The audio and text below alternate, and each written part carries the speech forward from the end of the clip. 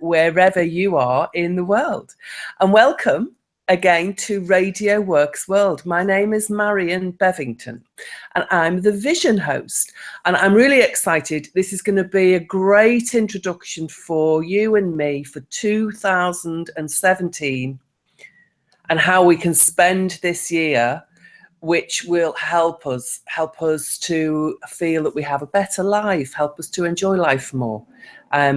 I believe that we're all here to have a good time, that we're here to understand how it is that we can enjoy life, whether things appear to be going well or they appear to be not going so well. There is always still the possibility for joy. Joy is a state of being.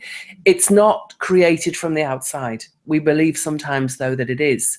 It's not destroyed by things outside of us, although we believe sometimes that it is. Joy is a state of being. It happens inside. And so what I want to do in this introductory chat for 2017, I want to start, well, let's start with numbers. So from a numerology perspective, you know, where they add all the numbers together and then each number means something. So from a numerology perspective, 2016 added up to number 9, and 9 is about endings. And wow, what a year for endings. Hey, there were so many people died, so many things happened, the end of so many things. And so that was quite indicative of the number 9 from the numerology, that year until a week ago was in fact the year of endings. And so what does that make this year? That makes this year the year of beginnings. Yay! Because if you add up the numbers 2, 1 and 7, you get 10, and you add 1 and 0, you get 1. So it all adds up to number 1, and 1 is the first number. It's the new beginning. So welcome to this new beginning, this new year of 2017. Now, as the Vision host, what I love to share are ideas around how we see, how we perceive, what our vision is and what we can gain from that. Because I know from my personal experience that vision is not just about the eyes. The vision is partly facilitated by the eyes. The eyes receive some information, but the pictures and the way those pictures impact us all happens in the mind and in the thoughts. And then once that impact has taken place, then it starts to manifest in the body. And so this is what I'd like to share with you this year of 2017, this year of new beginnings. I want to share with you that what we feed is what we cultivate. So there's that beautiful story, isn't there, a native Indian story about there's a good wolf and there's a bad wolf. Which one is going to win? And the great-grandfather says to the child, the one that you feed. So which wolf are you feeding? Because the wolf that we feed is actually reflected through the condition of the body, through the health of the body and the health of the mind. So health is a state where being is in flow, is in harmony with thoughts, beliefs, feelings, environment. All of these things are intimately connected when we think about health. And my role in my own life has been to recover my health or uncover my health. And I help other people to do the same now, because what I know to be absolutely true for me is that my health is it's a reflection of the quality of the feelings, the thoughts and the behaviors that I spend most of my time with. So the quality of those feelings, thoughts, behaviors, beliefs, the quality of them will be the same as, or will be reflected in my health, in my condition, mental health, physical health, spiritual health. All of those are just reflections of where I choose to spend my time. So choosing to spend my time with the good wolf or the bad wolf will feed that wolf and make it bigger. So it will perpetuate my state of health. Now, one of the beautiful things that's so true, and again, it's been proven to me so much, it's come home to me, embodied by my experience so much in the last year, is that you are my mirror. You are my mirror. So everything and everybody that I encounter is a reflection of something within me. I and this is part of what I want to deliver as the vision host, is that I cannot see or understand or comprehend anything that I do not contain within me. And that can be quite difficult to digest sometimes, especially when we see things that are really horrific or really disgusting or really heartless, and we believe that we would never be able to do something like that. Well, it's not true, because somewhere in our lives we do have the possibility to do something like that, and we may be doing something similar, but we see a behavior towards another human and we see that's despicable. But actually, we may be behaving like that to our computer or to the chair or to some inanimate object. And then think about it when we see violence and we have this idea of violence, and then we want to punish people, which again is part of our conditioned way of being. If we want to punish somebody, does that not mean that we are then becoming the same as the person who we desire to punish?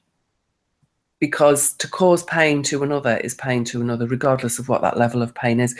So, and the reason that I'm saying all of this is because I know that what happens in life is that we suffer, and the cause of our suffering is that we become attached to the things that we do want. We become attached to the things that we hold dear, or that we become averse to. We have this pushing away from the things that we don't want.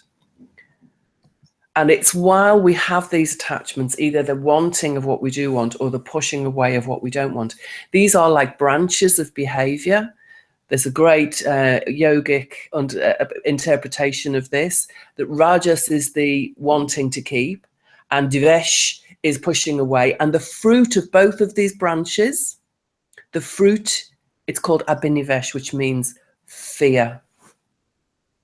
And fear is the fruit of all of what we perceive as the obstacles. And that takes me to I've got a beautiful Zen saying, which is, the obstacle is the path. And what does that mean? Well, your obstacles can either be a boundary, a block in the road, or they can be the horizon. They can be the point at which your connection is to the next step or the next stage or the next phase. They are the connection to the next thing, the connection to the outside of your comfort zone. So obstacles, when we perceive them as the path, they are the thing that I am being challenged by right now, or the thing that is taking my attention right now. And actually, all of our obstacles are there to allow us to transcend, to allow us to transform in some way. Because we think of things as failures, don't we? And I don't believe there's any such thing as a failure. You either win or you learn. And you don't learn without failing. And so as such, we could see failure as a time to celebrate. Great celebrations should happen every single time we fail, because it's a massive opportunity for some learning. And that learning could be so precious. It could be something that really helps us, achieve more than we've ever imagined. It really helps us to become our full potential, to realize our full potential and become our true self. There's a really lovely quote I like about this idea of the obstacle and the path, and it's from Voltaire. And it says, life is a shipwreck. That's true, isn't it? If you watch TV or you look at the Facebook feeds or anything, you'll realize, yes, life is a shipwreck. And what Voltaire says is, but we must not forget to sing in the lifeboats. So welcome to my lifeboat in this shipwreck of life. And we'll be here singing, and we'll be here doing some amazing practices every Wednesday at 1 o'clock London time. So I'd really, really love it if you would join me as often as possible and find out more about what it is that I can help, how I can help, and what you actually want, because moving towards our goals is the best way to grow. If we try to move away from what we don't want, then we keep focusing on what we don't want. So let's focus on what we do want, not be too attached to the outcomes, because there might be something even better in store for us. So focusing on moving forward, moving towards where we want to be, creating positive intentions and allowing that to pave the path of the next steps that we take in life and manifest the life that we want. That's what I want to do. That's who I want to be. So join me. And Marina, I'm here now, and I would love to hear just a few words of wisdom from you before we wrap up today. Wow. This is so beautiful. Heartfelt message. You know, I was thinking that based on my own experience and based on our authors and our radio presenters, I realized that what makes the difference is actually because we've been talking about the story and we have the awards and we had so many amazing experiences where people gain something that nobody can take away from them. But another essential, if you want, the core of change, the core of your vision is the story you tell yourself about yourself, the narrative. Yes. And I know we can learn how to share the story once you write a book, and there is a technique, and it's all working. And I know when you learn from Marion or from Cheryl how to share your story, it's really like magic. Yeah.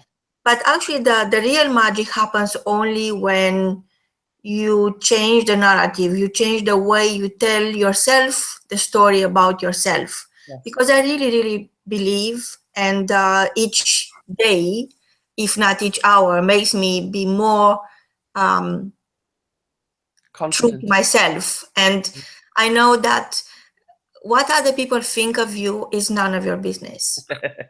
Very true. Your only focus should go on what do you think about yourself. That's your business. Yes. And I'm so grateful, Marion. I think everything you are saying is magical and opens your mind into new dimensions, into new knowledge about yourself, because as sophisticated as you are and as informed, well-informed, over-informed, overwhelmed with information you are, or you might be in your life, there is one thing you don't know anything about, and that's you. Yeah. Because you are in constant change, you are becoming all the time, and as long as we could focus on becoming the person who can deliver your life purpose is a bliss. Absolutely. Beautifully said. Beautifully said. Oh. I can't wait for your next show, and I'm sure our listeners will send their questions. Yes. We'll choose the best questions that will be answered live by the fabulous, amazing Marion Bevington, our very own Vision Show host. From both of us, until next time, is goodbye. Namaste. Goodbye.